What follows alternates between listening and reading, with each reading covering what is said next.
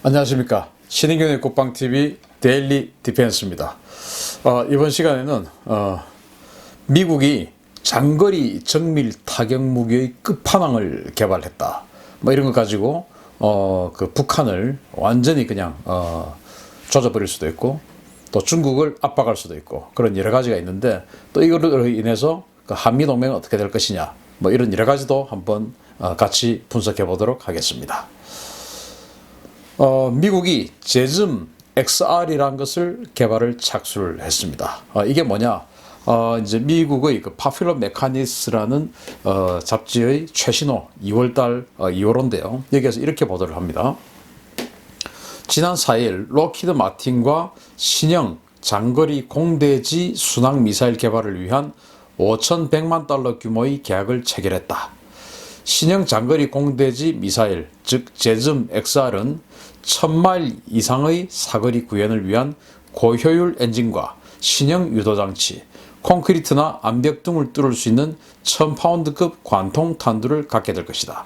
제즘 XR은 오는 2023년까지 실전 배치 준비를 마칠 것이며, 이로 인해 미 공군의 장거리 타격 능력과 항공기 생존선이 크게 향상될 것이다 라고 미국의 국방부 관계자의 말을 인용해서 이렇게 이 잡지가 보도를 했습니다. 미국이 제즘이라고 하는 장거리 스텔스 순항 미사일을 가지고 있는데요. 이걸 이제 우리가 사실은 도입을 하려고 했었는데 우리가 도입을 못했죠. 우리에게는 안 판다. 그런데 이제 호주에게는 팔았지만 우리에게는 안 판다. 해서 우리는 독일제 타우러스라고 하는 공대지 순항 미사일을 샀습니다. 어쨌든 이 미국은 이 제즘이라고 하는 것을 계속 이제 개발하고 발전시켜 나가고 있는데, 기본적으로 제즘이 뭔지 한번 보도록 하겠습니다. 제즘이라고 하는 미사일은 우리 F-16 전투기에서도 사용을 할 수 있는 건데요. 지금 뭐 여기 사진 보시면은 F-16C 전투기에서 발사되고 있는 제즘 미사일입니다.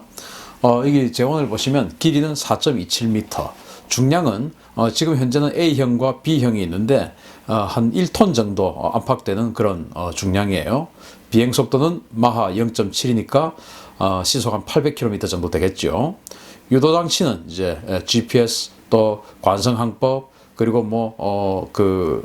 목표, 자동 목표 인식, 여러 가지 보정 장치를 통해서 아주 정밀하게 공격을 할 수가 있고, 사정거리는 370km에서 900km까지 버전에 따라서 다릅니다.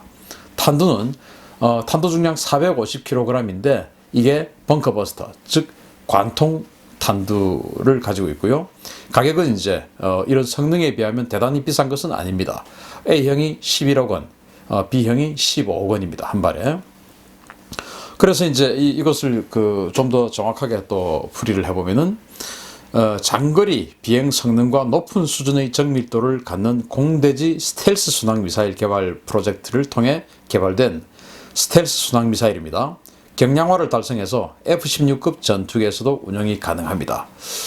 이런 것들이 만약에 우리 한국 공군에 많이 있으면 우리 공군이 F-16 전투기를 한 160대 이상 운용을 하고 있기 때문에 그런 그 F-16에서도 장거리 타격 능력을 가질 수가 있게 되는데, 우리가 이 제즘 미사일을 도입 못한 것은 조금 아쉬운 부분이긴 합니다. 어쨌든 미국이 이 제즘 미사일을 어디까지 지금 발전시켜 나가고 있느냐. 아까 제가 이제 모두의 미 국방부 관계자는 제즘 XR이란 것을 지금 2023년까지 개발하겠다라고 말했다라고 보도를 했는데, 지금까지 개발된 것은 어떤 미사일들이 있느냐. 참 깜짝 놀라실 겁니다. 제점의 진화, 먼저 챔프란 것을 보겠습니다. 이 챔프는 적의 방공망, 또 전자장비 이런 것들을 무력화시키는 그런 그 버전인데요. 여기 이제 사진을 한번 보시면 그 야간에 도심을 날아다니면서 뭔가 지금 뿌리고 있는 듯한 모양이 보이죠. 바로 챔프는 고출력 마이크로웨이브 전자공격 장치를 탑재한 제즘 ER의 변형입니다. 적지 상공을 은밀히 채공하면서 고출력 마이크로웨이브 공격을 가해서 적의 전자회로를 태워버리는 무기입니다. 챔프 한 발당 100회의 어떤 그 공격을 전파 공격을 할 수 있다라는 건데요. 마이크로웨이브, 즉 우리 전자레인지를 그 영어로 마이크로웨이브라고 하지 않습니까? 아주 이제 강력한 그런 그 고출력 그런 전파를 쏴가지고 고주파를 쏴가지고 이제 뭔가를 태워버리는데 이 챔프 같은 경우는 제점 이하를 변형을 했기 때문에 사정거리가 지금 이제 900km가 넘지요. 한 1000km 되는데 계속 적진 상공을 순회를 하면서 한 1시간가량 비행을 하면서 보이고 있는 또는 사전에 파악하고 있는 그런 레이더 기지라든지 통신 기지라든지 이런 것들에 대해서 전파 공격을 가해가지고 회로를 태워버립니다. 예를 들어서 우리가 전자레인지 안에다가 금속 제품을 넣고 전자레인지를 돌리면 어떻게 됩니까? 불꽃이 확 튀지 않습니까? 그런 것들처럼 그런 마이크로웨이브를 마치 전자레인지처럼 공격을 해가지고 적의 전자장비를 회로를 태워버리는 것이죠. 그런 것들을 이제 한 1시간가량, 즉 100회가량 할 수가 있으니까 이런 거 예를 들어서 평양 상공에다가 하나 쏴가지고 평양 인근에 있는 그런 그 통신 장비 또는 지대공 미사일 장비, 레이더 이런 것들을 계속적으로 태우고 다니는 것이죠. 이런 것들을 할 수 있는 게 제즘 챔프입니다. 이런 것들을 예를 들어서 구역별로 여러 발을 쏴서 한 발은 평양의 북부 지역, 한 발은 평양의 남부 지역, 한 발은 영변 지역, 또 한 발은 우리 수도권의 1군단 건너편, 한 발은 수도권의 25사단 건너편, 뭐 이런 식으로 회전시키면서 적의 지대공 미사일들을 다 태워버리고 통신기지 태워버리고 이런 식으로 해서 우리가 완전히 이제 적의 전자장비 다 태웠다 이러면 뭐 바로 뭐 북한으로 들어가서 폭격할 수 있는 이런 능력도 될 수 있는 것이 바로 제즘 챔프입니다. 대단한 거죠. 자, 그 다음에 또 제점의 진화. 이건 이제 대함 미사일인데요. 그 공대함 미사일입니다. 이거는 이제 사정거리는 560km인데 여기에는 AI, 즉 인공지능이 탑재가 되어 있습니다. 이게 뭐냐면은 롱 레인지 안티쉽 미사일 그래가지고 이제 아주 장거리 대함 미사일이다. 제점의 장거리 대함 미사일이다. 제점 ER 역시 이것도 제점 ER을 기반으로 개발된 차세대 대함 미사일입니다. 스텔스 설계는 물론 인공지능 기술을 활용한 지능형 자율 공격 전술을 구사합니다. 미국의 일각에서는 이 LRA-SM을 탑재하는 B-1B 4대로 중국의 항모전단 괴멸이 가능하다고 판단합니다. 자, 왜냐하면은 이 제즘 LRA-SM에는 인공지능이 탑재가 되는데 사정거리가 한 560km 되지 않습니까? 그러면 이제 한 200-300km 밖에서 이 동시에 확 쏘아버립니다. 그러면 이 제즘 이 LRA-SM들이 날아가면서 인공지능이 있으니까 서로 간에 막 통신을 합니다. 자, 여기 그림 한번 보시면 날아가다가 저거 이제 군함을 보는 것이죠. 거기서 제일 취약한 부분이 어디냐 이런 것들을 이제 스스로 판단하는 것이죠. 그러면은 야, 나는 왼쪽으로 돌아서 적의 뒷공문을 칠 테니까 너는 오른쪽으로 돌아가다가 적의 요격 기관포가 있으니까 그것을 뛰어넘는 팝업 기동을 해서 바로 저기를 내려 꽂아 버려라. 그리고 3번 너는 적의 기관포를 어떤 교란하기 위해서 너가 적의 기관포의 미끼가 되라. 뭐 이런 식으로 자기네들끼리 인공지능이니까 통신을 하면서 가는 겁니다.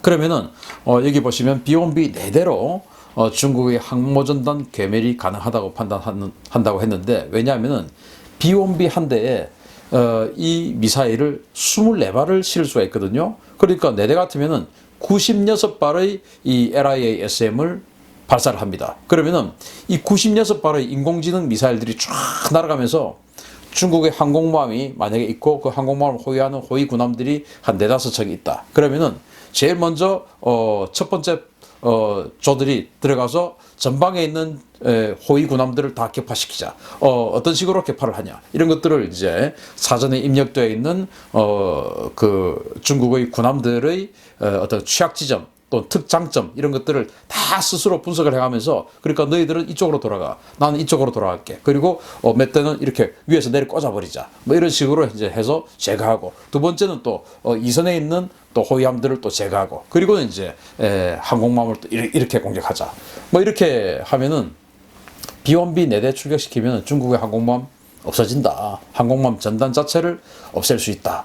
이런 게 이제 이 제즘 LRA-SM 인공지능으로 스스로 자기네들끼리 작전을 짜가면서 공격을 하는 그런 어마어마한 무기를 지금 개발을 했다는 게 지금 현재 미국입니다.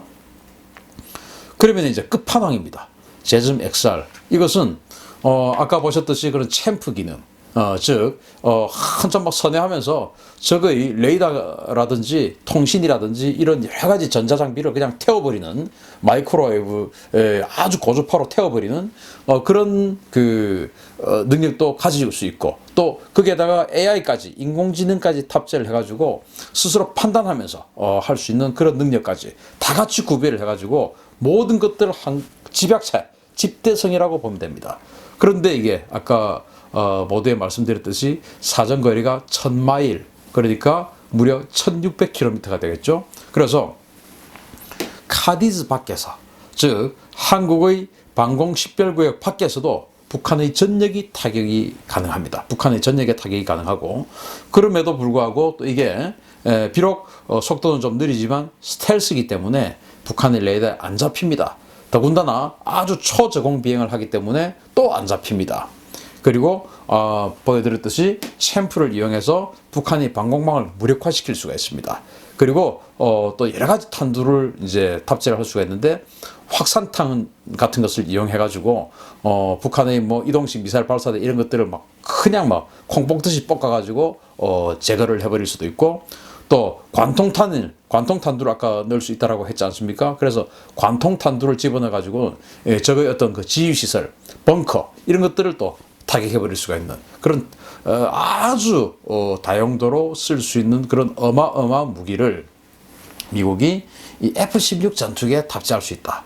F-16이 우리 주한 미군에도 오산 그리고 군산에 배치가 되어 있고, 일본에도 일본 이 혼슈에도 있고, 또 오키나와 같은 경우는 F-15도 있고 F-18도 있고, 이러기 때문에 이런 여러 뭐 스텔스기가 아니라 하더라도 지금 현재 미 공군과 미 해군 또는 미 해병대가 가지고 있는 이런 기존 4세대 전투기에 탑재를 하더라도 충분히 북한의 방공망 제압하고 지휘시설 파괴하고, 또 어떤 주요 요인이 거주하는 그런 시설까지 파괴할 수 있는 그런 능력을 가질 수 있는 것이 지금 이 제점을 통한 변형 또 발전형 미사일의 발전 추세다. 이런 것들을 보면 참 우리가 이 한미동맹이 정말 강화되어서 우리도 이 제점을 살 수 있었다면 얼마나 좋았을까. 우리 이제 독일이 타우러스를 사왔기 때문에 이런 능력까지 발전할 수가 없죠. 뭐 타우러스를 사왔다면 그 타우러스를 기반으로 우리 한국국방과학연구소에서 이런 것까지 개발을 할 수 있다라면 얼마나 좋겠습니까만은 그것은 뭐 기대하는 것과 또 실제 구현하는 것은 또 차이가 있으니까 우리가 만약에 할 수 있다면 정말 좋겠고, 할 수 없다면 한미 동맹의 강화를 통해서 우리도 F-16 전투기가 160여 대가 있으니까 이런 거 좀 도입해서 우리 스스로 북한을 한번 마음먹으면 그냥 언제든지 파괴해버리고 또 제압할 수 있는 그런 능력을 한번 가져보자. 자, 그런데 이제 우리 뭐 항상 북한이 도발을 한다든지 또 이러면은 또 지금 뭐 남북 간에 또는 미북 간에 그런 회담을 하면서 전략자산 이제 안 보낼게, 전략자산 오지 마라, 뭐 이런 이야기 하지 않습니까? 그런데 우리가 지금은 연합훈련, 뭐 우리가 지금 마치 갑인 것처럼 연합훈련 하지 말자 이런 식으로 하고 있는데, 우리가 미국이 우리에게 연합훈련 하자라고 할 때가 호시절입니다. 그런데 이런 무기 체계가 제대로 미국의 공군이 세팅을 딱 하게 되면은 저 연합훈련 할 필요 없다, 니 한국군 필요 없어, 우리 스스로 얼마든지 한국 영공이 안 들어오더라도 북한 완전히 조져버릴 수 있어. 만약에 그렇게 되면 우리가 그런 북한의 급변 사태 이후에 또는 미국의 공격으로 인한 급변 사태 이후에 우리가 개입하지 못한 상황에서, 우리가 역할을 하지 못한 상황에서 그런 상황이 생겨버리면은 우리가 통일을 주장할 수 있는 명분이 있을까요? 없죠. 그러기 위해서 우리는 항상 한미동맹을 공고히 해야 되고 한미연합훈련을 진행해 나가야 되고, 그런 것임에도 불구하고 요즘은 한미연합훈련을 마치 껄끄럽게 생각한다든지 한미연합훈련을 한다라고 하면은 남북관계 개선에 역행하는 아주 시대착오적인 사람으로 그렇게 몰아붙여 버린다든지 그런 식으로 지금 호도되고 있는 상황이기 때문에 마치 이 한미동맹이 우리 남북관계 개선 통일을 가로막고 있는 그런 거추장스러운 존재로 또 생각한다든지 이런 사조들이 요즘 있습니다. 그게 아니죠. 통일은 우리가 역할을 했을 때 통일이 되는 것입니다. 그리고 통일은 우리가 강력한 힘을 가지고 있을 때 통일이 되는 것입니다. 그래서 미국이 이런 어마어마한 무기체계들을 개발을 해 나가고 있다면 우리는 미국과의 동맹을 통해서 그것을 활용한다든지 또는 그것을 우리 것으로 만든다든지 하는 그런 노력을 통해서 또한 방면의 통일의 어떤 그 방안으로 삼아 나가야 된다라는 말씀을 드리고, 그런 언제 사실은 북한의 급변 사태가 있을지 모르기 때문에 우리는 한미연합훈련 그리고 한미동맹의 지속적인 공고화를 통해서 혹시 북한에게 문제가 생겼을 때 자, 우리도 역할을 했으니까 우리가 통일해야 되지 않냐라는 것을 주변국에 또 미국에게 주장할 수 있는 그런 대한민국이 되었으면 좋겠습니다. 데일리 디펜스 마치겠습니다. 감사합니다.